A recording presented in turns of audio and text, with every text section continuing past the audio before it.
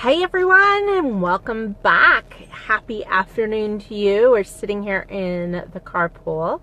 I don't know if you caught our preview for what we're going to talk about this month on Coaching from the Carpool, but I'm really kind of excited about it.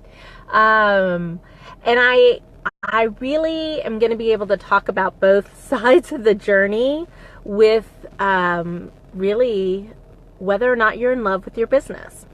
And I think, it's very easy to have that initial enthusiasm, the initial fire in your belly that gets you out of bed in the morning. You're excited to get into your office. You're excited about your projects. You can't wait to see what's going to happen. And you have this undying belief in yourself. And that's really the startup story, right? And how people get, I'm going to crack the windows a little bit here, how people get started in their business. But somewhere along the way, it's just a matter of when this is going to happen to you. You're going to fall out of love with your business. I mean, honestly, fall out of love with your business.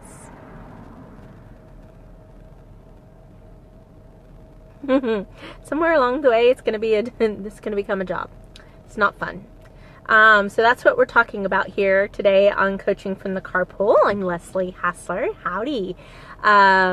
Here with your Biz Rules Business Coaching. So I thought we'd start to talk about how did we get to this point? Like, how do you get to a point to where you fall out of love with your business? And there's a lot of things I think that happen that create animosity, frustration, disappointment, all of those things that just have you losing the zeal for the business. And the honest truth is, golly, we're in a school zone, guys. The guy just blew by. But the honest truth is, there's some situations that happen. So first of all, you've probably experienced some level of disappointments. So whether it was disappointments in your client interactions, whether it was disappointments with your employees, or money that wasn't spent well. I was talking with a client, and she's like, my trust has been damaged, an investment that she made that didn't really work out. And I was like, it's really easy to go there. It's really easy to go to your trust has been damaged, and to feel like people want to take advantage of you, and that your clients want to take advantage of you, and your employees and everybody else. And if you don't, hold everyone at bay, then your business is going to run away from you. And that generates some resentment too, because then most business owners started their business to do what? Get some freedom, make some money, do some good work, real simple things, right? And on somewhere along the way, it just isn't worked out the way you thought it should. So, I was having a conversation yesterday about ignorance is bliss. As a child, you want to know it all, and as an adult, you're like, nope, I'm good. And there's some parts of that, I think, that just come from knowing, really knowing what's going on in your business. So if you are having to put out fires, like if you're under CEO, it should say Chief Putter Out of Fires. If you are having to solve everyone's problem in your business, you're probably not in love with your business.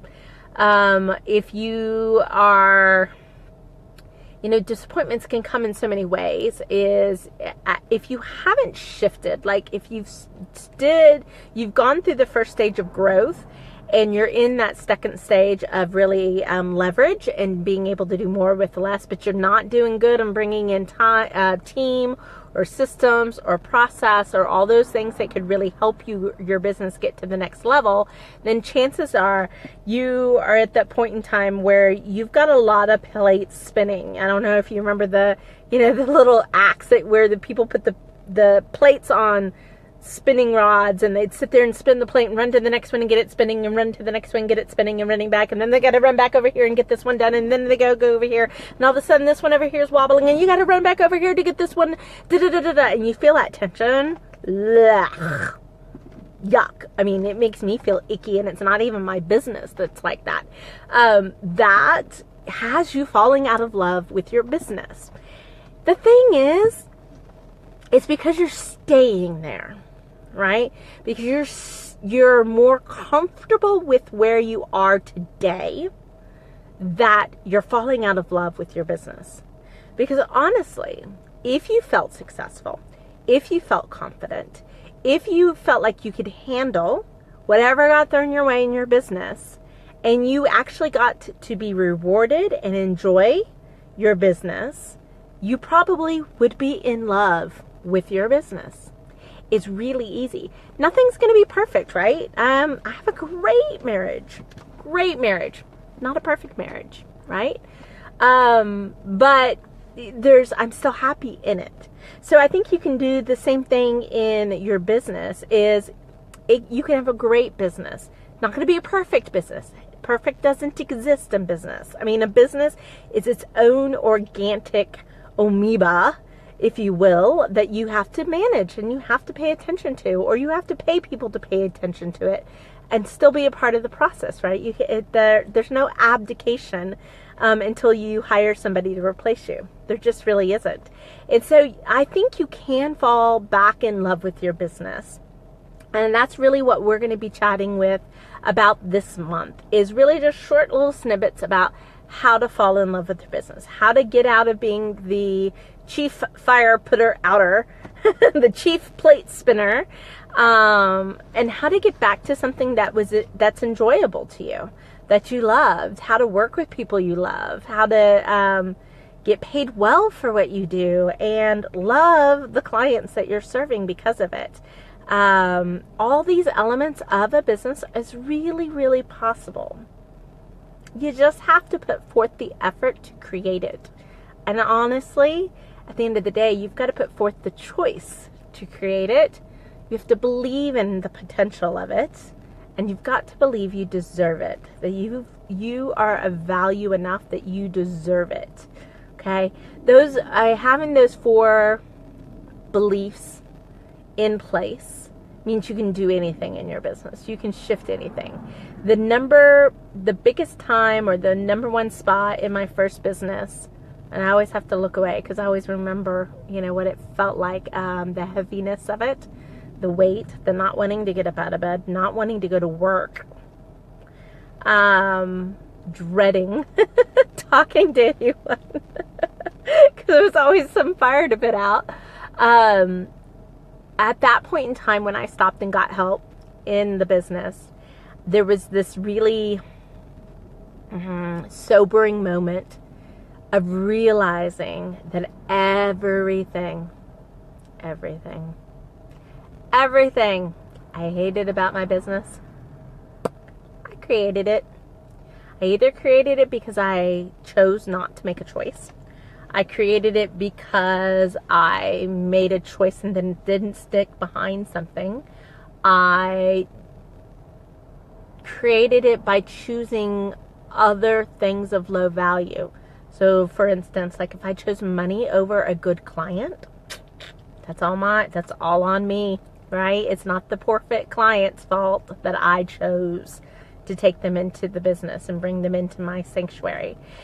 I chose my employees. I chose so many things. And that's a really, really hard time.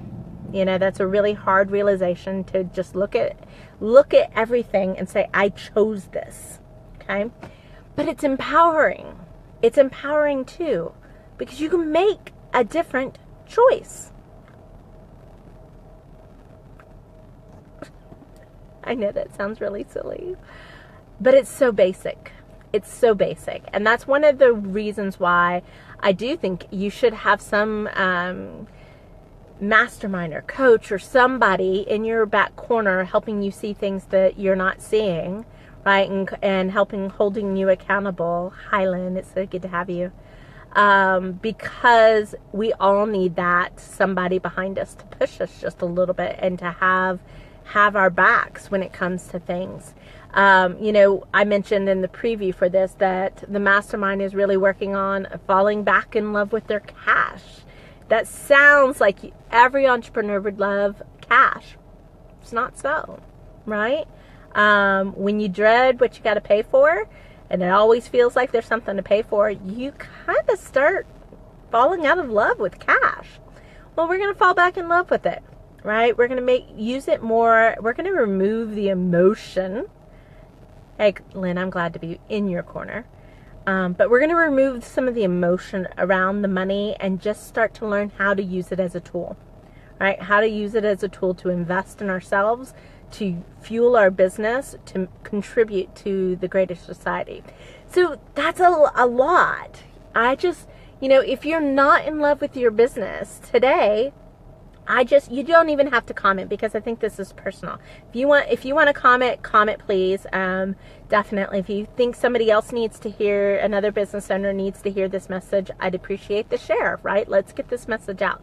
But I really want, if this is you, if you are not in love with your business today, I want you to say what you're not in love with. Like, what is it that you really don't like right now? And just make a little list. Okay? You don't have to do anything about it today. I'm going to give you that freedom. Hey, Kelly, good to have you. I'm going to give you that freedom. But we need to be aware so then we can make a different choice. Because that's all it really takes. A little choice, a little action, and then great things happen. So that's it for today, guys. I hope you enjoyed coaching from the carpool. I got another thumbs up, so thanks, Kelly. Like I said, as always, if you are enjoying the coaching from the carpool sessions, I definitely would appreciate you sharing this message, so we just get more business owners to look at their business in a different way. And until then, we're here most Tuesdays and Thursdays in the 2:30 to 3 o'clock hour as I'm sitting in carpool, one of my rewards for business ownership, and talking to you. So that's it for today, guys. Leslie Hassler with Your Biz Rules Business Coaching, and we're coaching from the carpool.